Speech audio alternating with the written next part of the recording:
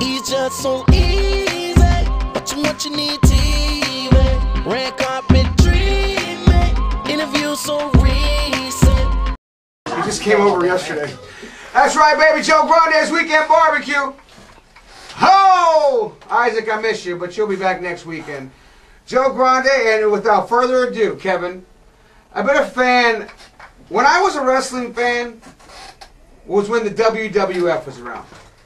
And this guy right here is a Hall of Famer. And it is a real pleasure to introduce and to see you walk up with your beautiful daughter. Rowdy Roddy Pipper, thank you so much for coming to the studio and blessing us with your presence. Thank you, brother. It's a pleasure to meet you. Could I just take you every place with me and you just introduce me? I mean, if I can fit, I'm down. I tell you, and my daughter, thank you so much. And Ariel, I mean, thank you. I know you're trying to break in the business. You're doing your music thing. What's going on with you? I just shot a film called Psycho Sleepover that went to the Austin Festival, and I have something called Systemics coming up, so I've just been trying to keep busy with movies mostly, so. That's always nice. Daughter, dad, working the business, all collecting checks. Well, let me explain it to you. Hang on. Daughter, dad. You see, I have 3 daughters and a son. As a matter of fact, would you like a boy with a Mustang, 19 years old? You could have him now. 19-year-old son? No. With a Mustang? No, that's too much. Mustang. I want him back in And not only that, probably with a crazy-ass dad like yourself. I could only imagine how long you've been in the business. All right. Have you got any kids? You got any kids? I have an 8-year-old daughter. All right. You need to learn this. Please, lace us all up. This is what used to happen. We live on a mountain, okay? So the guys would want to come up. I've got 3 daughters, want to date my daughters. So when they knocked on the door, why don't you come back to the office and we can have a little talk? True story. I say, so let me ask you a question there, champ. Supposing you worked every day of your life for 3 years to buy the most beautiful black pickup truck with chrome headbands on it, and you got that truck and you drove it to the shopping plaza to get some flowers for your girl, and you came out and somebody had keyed that truck up and down. He said, what would you do? He said, I'd kill him, don't key my daughter. They couldn't get a date.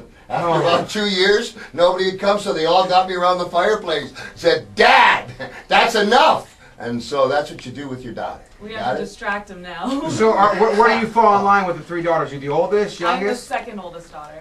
I have an older sister, a little brother, and a little sister. She's the youngest. So is it was it really that bad for you guys? I mean, did you hear the rumors going, don't call Ariel, don't even try to gas her out because her dad, you know who her dad is, right? Who? Oh yeah, of course we know who he is. I mean, you got to be the legend in the town wherever you live at. So it had to be tough for you. I've had guys not go out with me because of it. Because you're beautiful too. I mean, you look at your daughter and it's a compliment. And I think she's hitting on me because she likes my pretty eyes. I can just see her looking at me. She's looking at my eye. Kevin, can you see that in there? All right, let me tell you the other side of the daughter then, okay? This one right here, Ariel Teal Toombs, she says to me when she's a little girl, she says, Daddy, I want to buy 2 horses. I went, sweetheart, you only wanted 1 horse, just buy 1 horse. So you know what she did? She bought a pregnant horse. It worked. How do you deal with that? That's what you got coming your way, Joe. You ought to go into plumbing. Yes, sir. I lay pipe, but I don't know about that. You will have more daughters. Rowdy Piper. Hot Rod. What else is good with you, Hot Rod? I mean, you've been doing some movies. I haven't seen you in a movie lately, but the movies you did were a hit. What's coming out next? I tell you, right now I'm working. Sal Kimmel. I got to give him a shot. My pal Sal. Taught him how to wrestle. He had his first pro wrestling match. So I went down, and Jimmy Kimmel, they're like a family for me. You know? They're great guys. John Carpenter and I kicking around this idea of maybe doing another piece of work together. I'm healthy. That's the best part. My kids are healthy. You're a cancer survivor. I'm a cancer survivor, man. I had lymphoma cancer, low grade 2A. And let me tell you what happened. I'm in the hospital. I was fighting in Glasgow, Scotland with Ric Flair. You know? Ric Flair.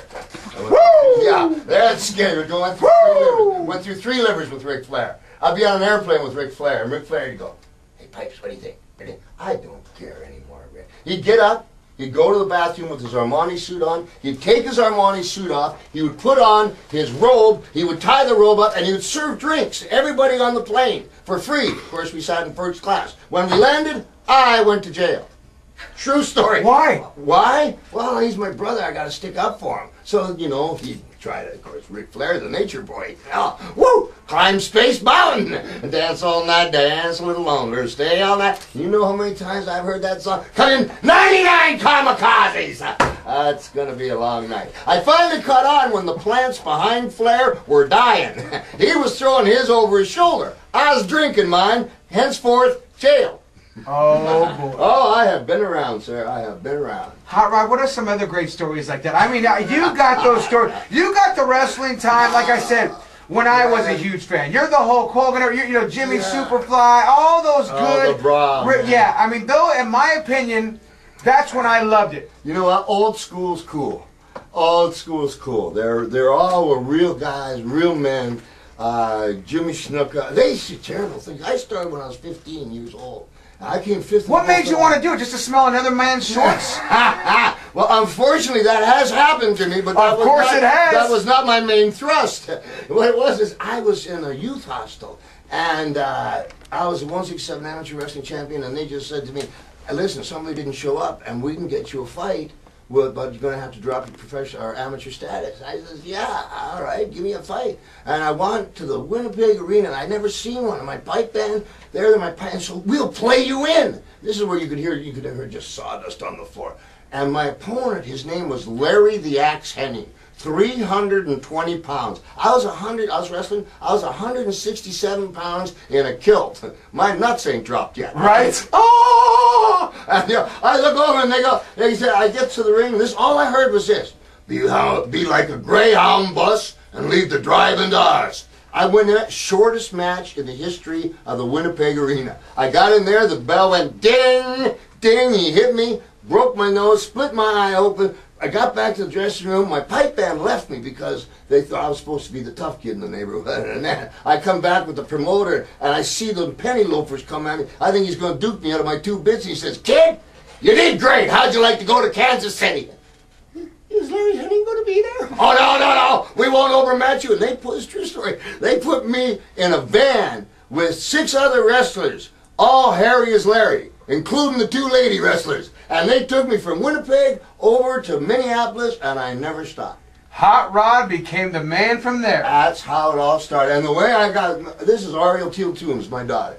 The way I got the name Roddy Piper.